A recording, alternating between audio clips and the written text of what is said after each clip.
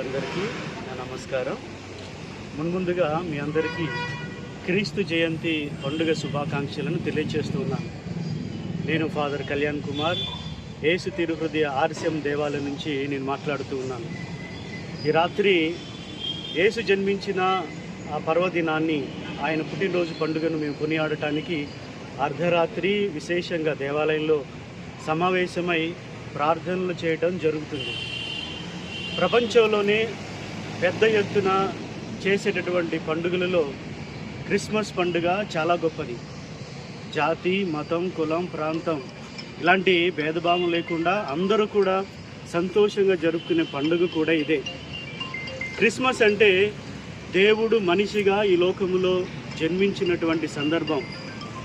దేవుని కృప మానవాళి మీద కుమ్మరించబడిన సందర్భం కూడా ఇదే. మనిషి యొక్క రక్షణ కన్యగర్భములో జన్మించి మానవుడిగా ఆయన లోకంలో జన్మించి తద్వారా ప్రపంచానికి, మానవాళికి రక్షణను దయచేశాడు.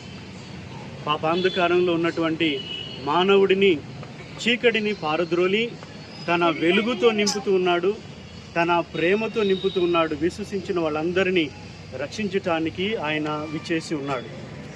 ఈ క్రిస్మస్ అంటే మరో భాషలో ప్రేమ పండుగ అని కూడా మనం పిలుస్తాం. ఆ ప్రేమ పరలోకం నుండి క్రీస్తు ప్రభు రూపంలో బాలుడిగా ఈ లోకంలో మానవాళికి అందించబడుతుంది. ఆ ప్రేమను అందరూ కూడా కలిగి ఉంటూ, ప్రేమను పంచుతూ, ప్రేమను జీవిస్తూ, ప్రేమగా ఉండాలి అని ఈ పండుగ యొక్క ముఖ్యమైనటువంటి ఉద్దేశం.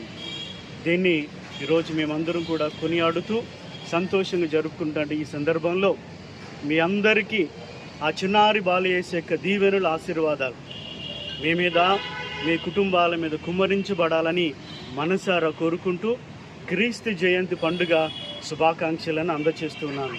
అందరికీ హ్యాపీ క్రిస్మస్.